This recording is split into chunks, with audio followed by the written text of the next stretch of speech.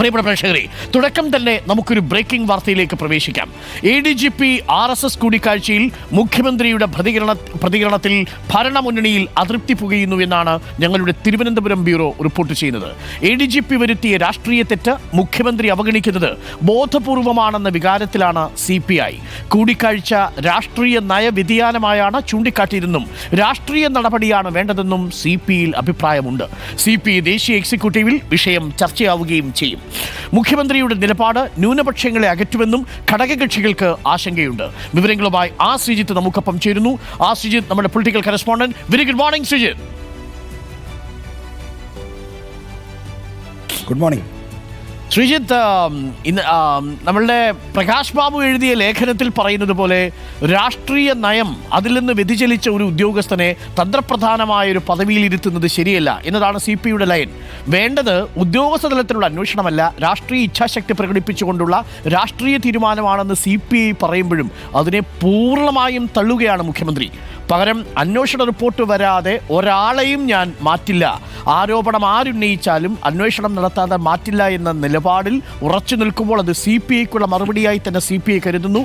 സ്വാഭാവികമായും CPIക്ക് അതൃപ്തി ഉണ്ടാവും, RJDക്ക് അതൃപ്തി ഉണ്ടാവും. എങ്ങനെയായിരിക്കും ഇനി ഇടതുമുന്നണിയിൽ അവരുടെ അതൃപ്തി അറിയിക്കാൻ പോകുന്നത്? ശ്രീജിത്ത്. അരുൺ, ഇടതുമുന്നണിയിൽ മുഖ്യമന്ത്രിയുടെ ഇന്നലത്തെ പ്രതികരണത്തോടെ വലിയ തോതിലുള്ള അതൃപ്തിയും അമർഷവും പുകയാണ്. മുഖ്യമന്ത്രി ഇന്നലെ നടത്തിയ പ്രതികരണത്തിൽ RSS നേതാക്കളുമായി കൂടിക്കാഴ്ച നടത്തിയ ADGP MR അജിത് കുമാറിനെ തെറ്റ് എന്ന് ചൂണ്ടിക്കാണിക്കാൻ പോലും തയ്യാറായില്ല എന്നതാണ് ഈ അതൃപ്തിക്കും അമർഷത്തിനുമുള്ള പ്രധാന കാരണം. ADGP MR Ajith കുമാറിനെതിരെ PV Anwar ഉന്നയിച്ച മറ്റ് ആരോപണങ്ങളിലൊക്കെ തന്നെ പരിശോധനകളും അന്വേഷണവും നടത്തി വസ്തുത മനസ്സിലാക്കണം എന്നതിനോട് മറ്റ് ഈ CPI അടക്കമുള്ള എല്ലാ രാഷ്ട്രീയ പാർട്ടികളും യോജിക്കുന്നുണ്ട്. എന്നാൽ ഇത് ഒരു രാഷ്ട്രീയമായിട്ടുള്ള പിഴവാണ് സംഭവിച്ചിരിക്കുന്നത്. രാഷ്ട്രീയ നയവ്യതിയാനം അറിയാൻ, അത് മനസ്സിലാക്കാൻ ഒരു രാഷ്ട്രീയ ബോധ്യം മതി. അപ്പോൾ അത്തരം സർക്കാരിൻ്റെയും മുന്നണിയുടെയും രാഷ്ട്രീയ നയത്തിൽ നിന്ന് വ്യതിചലിച്ച് RSS നേതാക്കളുമായി കൂടിക്കാഴ്ച നടത്തിയത്, ആ കൂടിക്കാഴ്ച വ്യക്തിപരമോ ഔദ്യോഗികമോ എന്തുമായിക്കൊള്ളട്ടെ, അതെന്താണെന്ന് വിശദീകരിക്കാൻ ADGPക്ക് ബാധ്യതയുണ്ട്. ആ ബാധ്യത നിറവേറ്റാത്ത അല്ലെങ്കിൽ ആ കൂടിക്കാഴ്ചയുടെ അടിസ്ഥാനത്തിൽ നടപടി സ്വീകരിക്കേണ്ടത് ഒരു ഇടതുപക്ഷ സർക്കാരിൻ്റെ ഉത്തരവാദിത്തമാണ്. അങ്ങനെ ഒരു ഉത്തരവാദിത്തം നിറവേറ്റുന്നതിന് രാഷ്ട്രീയ ബോധ്യം മതി, ഏതെങ്കിലും ഒരു അന്വേഷണ ഉദ്യോഗസ്ഥൻ്റെ റിപ്പോർട്ട് വേണ്ട. അതാണ് മുഖ്യമന്ത്രിയുടെ പ്രതികരണത്തിൽ അമർഷം പുകയാനുള്ള പ്രധാനപ്പെട്ട കാരണം. CPI അടക്കമുള്ള ഘടകകക്ഷികൾക്ക് ഇക്കാര്യത്തിൽ കടുത്ത പ്രതിഷേധവും അമർഷവും ഉണ്ട്. അതെങ്ങനെ ഇനി മുന്നോട്ട് കൊണ്ടുപോകണമെന്നതിനെക്കുറിച്ച് ഉള്ള ആലോചനയാണ് CPIക്ക് അകത്തും മറ്റും നടക്കുന്നത്. CPIയുടെ സംസ്ഥാന സെക്രട്ടറി ബിനോയ് വിശ്വം ഇപ്പോൾ അമേരിക്കൻ പര്യടനത്തിലാണ്. അദ്ദേഹം 24-ന് മാത്രമേ തിരിച്ചെത്തുകയുള്ളൂ. 25-26 തീയതികൾ CPIയുടെ ദേശീയ എക്സിക്യൂട്ടീവ് നാഗ്പൂരിലാണ് ചേരുന്നത്. AB ബർദൻ്റെ ജന്മശതാബ്ദിയുമായി ബന്ധപ്പെട്ട പരിപാടികൾ കൊണ്ടാണ് അവിടെ നാഗ്പൂരിൽ ഇത്തവണ ദേശീയ എക്സിക്യൂട്ടീവ് വിളിച്ചിരിക്കുന്നത്. അപ്പോൾ ദേശീയ എക്സിക്യൂട്ടീവ് യോഗത്തിൽ സ്വാഭാവികമായും ഈ കാര്യം ചർച്ച ചെയ്യും. നേരത്തെ RSS ADGP കൂടിക്കാഴ്ച സംബന്ധിച്ച് ശക്തമായ പ്രതികരണവുമായി D രാജ അടക്കം CPIയുടെ ദേശീയ ജനറൽ സെക്രട്ടറി D രാജ അടക്കം രംഗത്ത് വന്നിരുന്നു. അതുകൊണ്ട് ഇനി ദേശീയ എക്സിക്യൂട്ടീവ് ഇക്കാര്യത്തിൽ സംസ്ഥാന ഘടകത്തിന് വഴികാട്ടും എന്നാണ് പ്രതീക്ഷിക്കേണ്ടത്. ശ്രീജിത്ത്, പക്ഷേ അപ്പോഴും ഈ ഒക്ടോബർ 1-ാം തീയതിയോട് അടുപ്പിച്ച് DGP റിപ്പോർട്ട് കൊടുക്കണമെന്നാണ് നമ്മൾ മനസ്സിലാക്കുന്നത്. അങ്ങനെയാണെങ്കിൽ ഒരാഴ്ചക്കുള്ളിൽ റിപ്പോർട്ട് സമർപ്പിക്കപ്പെടുകയും ആ റിപ്പോർട്ടിൽ ജാഗ്രതക്കുറവ് ADGPക്ക് ഉണ്ടായി എന്ന ഏതെങ്കിലും തരത്തിലൊരു വരിയുണ്ടെങ്കിൽ ക്രമസമാധാന ചുമതലയിൽ നിന്ന് മാറ്റുമെന്നാണ് മനസ്സിലാവുന്നത്.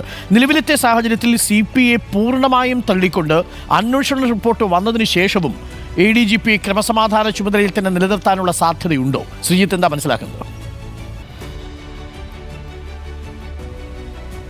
അരുൺ സൂചിപ്പിച്ചത് തന്നെയാണ് അക്കാര്യത്തിൽ യുക്തിഭദ്രമായ ഒരു ചിന്ത. കാരണം ADGP MR അജിത് കുമാറുമായി ബന്ധപ്പെട്ടുയർന്ന ആക്ഷേപങ്ങൾ അദ്ദേഹത്തിൻ്റെ വിശ്വാസ്യത കെടുത്തുന്ന തരത്തിലുള്ള ആക്ഷേപങ്ങളായി പരിണമിച്ചിട്ടുണ്ട്. മാത്രമല്ല, അദ്ദേഹത്തിൻ്റെ മേൽ വലിയ തോതിലുള്ള അവിശ്വാസം പടരുകയും ചെയ്യുന്നുണ്ട്. പൊതുസമൂഹത്തിലായാലും മറ്റ് മുന്നണിയിലെ മറ്റ് ഇതര രാഷ്ട്രീയ കക്ഷികളിലൊക്കെ ആണെങ്കിലും. തൃശ്ശൂർ പൂരം കലക്കലുമായി ബന്ധപ്പെട്ട അന്വേഷണ റിപ്പോർട്ടിൻ്റെ കാര്യത്തിലടക്കം അജിത് കുമാർ തെറ്റായ രീതിയിൽ ഇടപെട്ടിട്ടുണ്ടോ, അല്ലെങ്കിൽ അജിത് കുമാറിൻ്റെ താല്പര്യങ്ങൾ അവിടെ നടപ്പിലാക്കിയിട്ടുണ്ടോ എന്ന സംശയവും CPI അടക്കമുള്ള ഘടകകക്ഷികൾ പ്രകടമാണ്.